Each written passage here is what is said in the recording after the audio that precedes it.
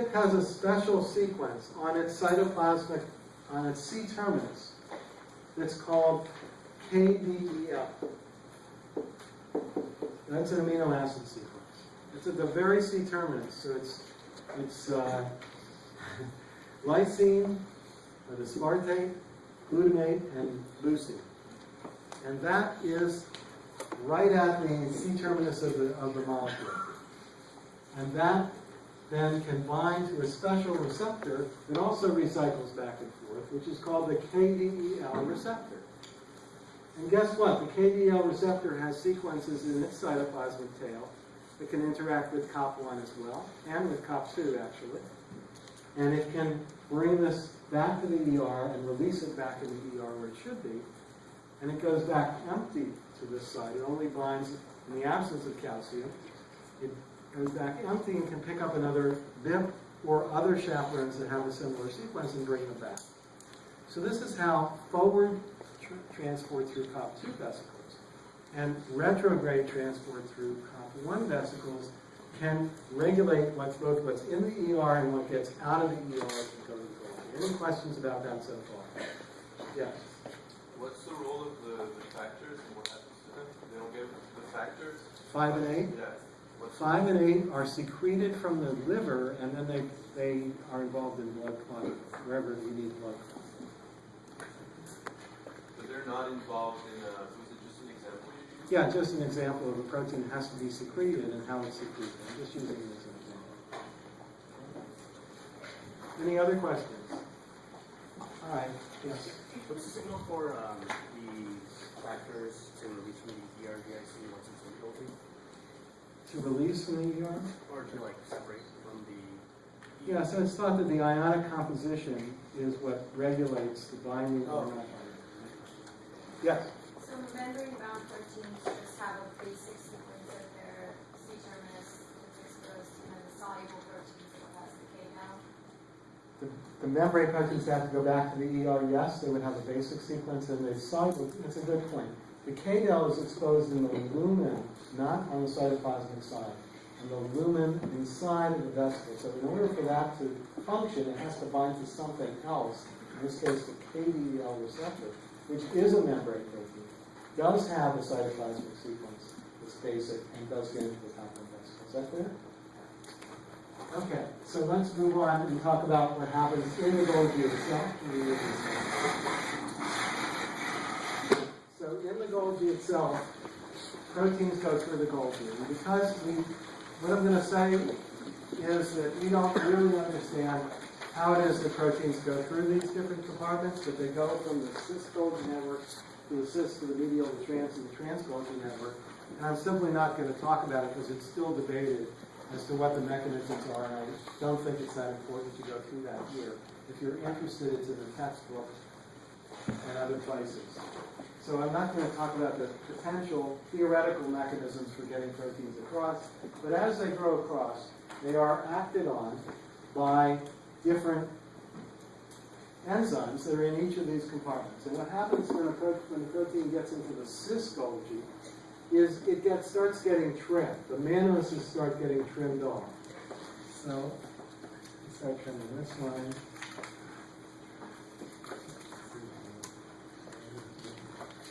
And several others. You can't see what I wrote. But several of these get trimmed off, these two, until you have a Man5 structure. And eventually that Man5 structure is transported, those are monosodices that do that, it's transported to the medial Golgi, where it gets trimmed further down to a Man3 structure. Okay, so I've already put that over there in the medial Golgi. So we're talking about glycoproteins that have end-length glycosylation. Obviously, if they don't glycosylated, this isn't going to happen.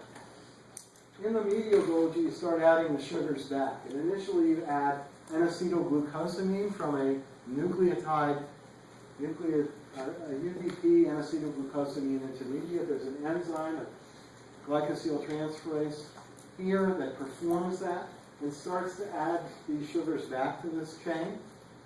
Then this protein will go to the trans-Golgi, where there are two other transferases, galactosyltransferase and sialic acid transferase, and those will transfer the last two residue. So most proteins that have end-link glycosylation have a configuration that looks like this, and builds from those original lignac N-acetylglucosamine nanostructures, builds on more of the chains from that structure. So all of this is happening as the protein is being transported across. Eventually, the proteins make their way into the trans-Golgi network. The trans-Golgi network is going to sort proteins to different places. I'll talk about that in a minute. But it also has some functions. And one of those functions is an important one, an enzyme called furin. Furin is able to cleave proteins that have dibasic sequences. This is a KR, I know you can't see it. Dibasic sequences in certain contexts. It doesn't cleave every protein, but it cleaves some. And one of them that it cleaves, or two of them that it cleaves, are two of the proteins that I mentioned. The HIV GP160 protein, which is cleaved to 120 and 40, and that is now an active viral protein that can be involved in HIV budding from the cell surface when it gets out there, if you happen to be, and I hope you're not, infected with the HIV virus and making that virus. Or if it's an insulin receptor, the insulin receptor is actually activated after that cleavage event. And in both cases, the cleaved portion and the uncleaved membrane-bound portion, membrane-spanning portion, remain together. They don't fall apart.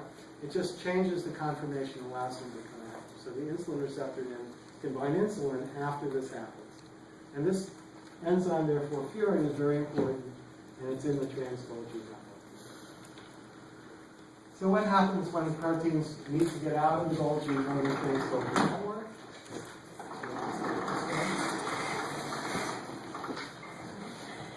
Well, we mentioned already that from the trans-Golgi network, there's three different places. I'll try to keep this as high as possible because I know you're going to have trouble seeing it. There's three different places that proteins can go. I'll move it down a little so I can reach it.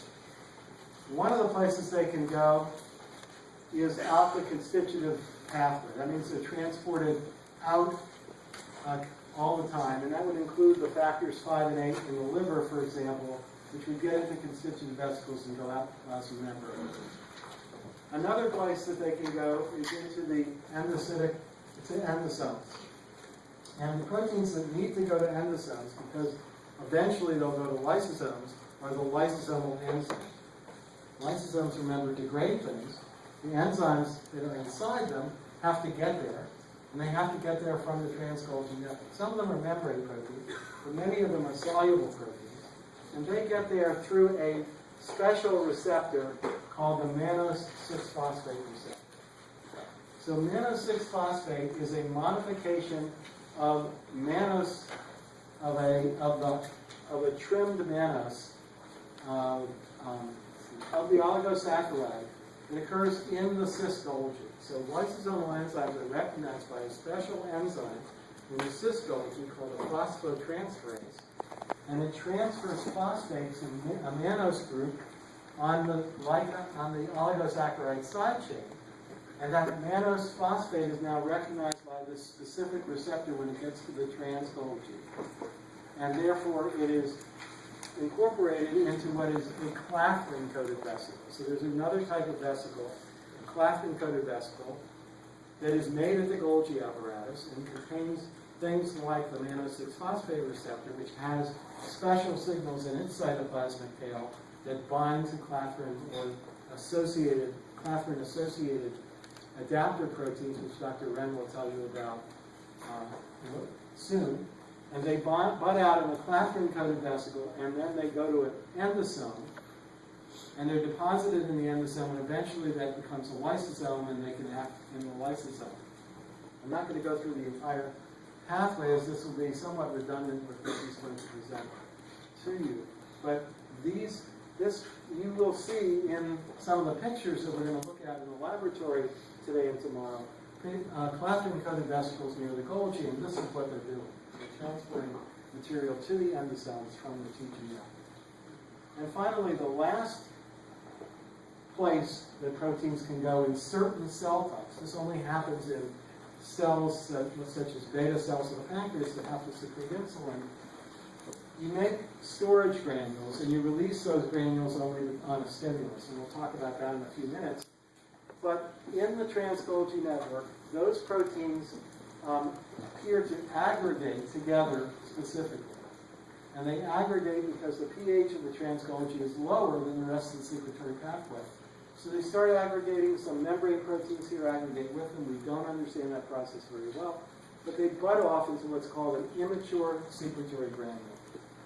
Now, if many proteins get stored in granules, but if you're insulin, you're made as a precursor called proinsulin when you're made in the endoplasmic reticulum. You're transported out to the TGN and into what's called the immature granules as proinsulin. But proinsulin is not very active.